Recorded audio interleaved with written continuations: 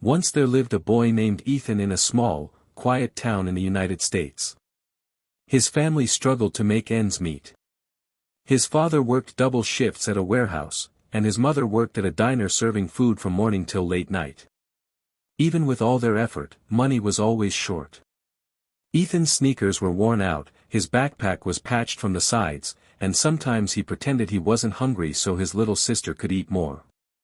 But inside Ethan lived something powerful, a vision. He dreamed of becoming a technology innovator, someone who would create tools and machines that could change lives.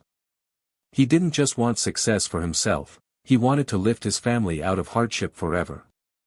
Whenever Ethan talked about his dream, some classmates laughed. They said, "Kids from our neighborhood don't become inventors. Be realistic." Their words hurt, but Ethan refused to let them define his future. Deep down, he believed that his circumstances were temporary, not permanent. One evening, Ethan was sitting alone at a public park, staring at the city skyline glowing in the distance. He wondered if those tall buildings were meant only for people born into privilege. An elderly man named Mr. Thompson, who often fed pigeons there, noticed Ethan's troubled face and sat beside him. "You look like you're fighting a storm inside," Mr. Thompson said gently. Ethan sighed. "Everyone says my dreams are too big.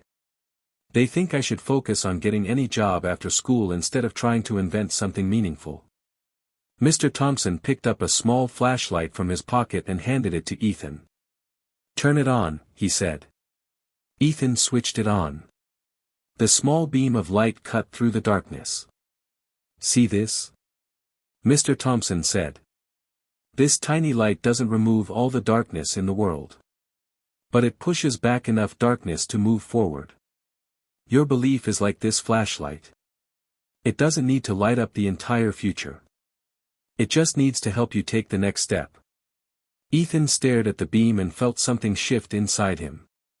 "People will try to convince you that your light is too small," Mr. Thompson continued. "But if you keep charging it with effort and discipline, it will guide you farther than you imagine." Ethan held on to those words. From that day forward, he made a promise to himself. He began spending extra hours at the public library reading about coding, robotics, and entrepreneurship. After school, he worked part-time at a grocery store stocking shelves. On weekends, he mowed lawns in the neighborhood to save money for a second-hand laptop. At night, while the rest of the house slept, Ethan watched free online tutorials and practiced building small software programs. Many times, he failed. Programs crashed. Ideas didn't work. Exhaustion crept in. But every time he felt like quitting, he remembered the flashlight, small, but powerful enough to move forward. Years passed. Ethan earned a scholarship to study computer engineering at a state university. College was challenging.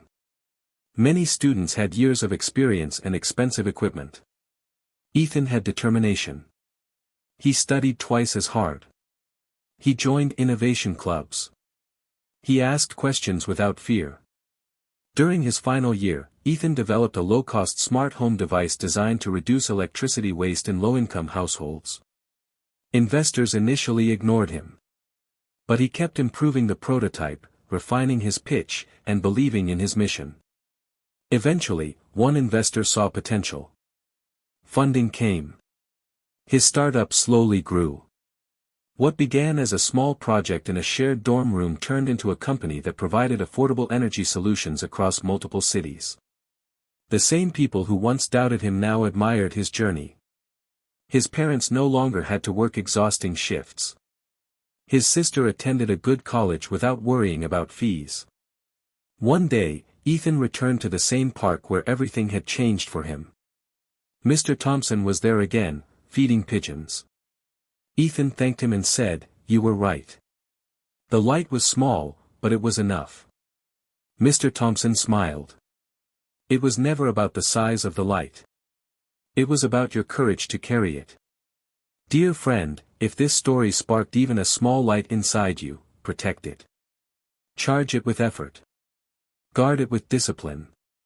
Because your future is not decided by where you start, but by how long you refuse to quit. Your next chapter begins the moment you decide to move forward, even if your light feels small. Start today.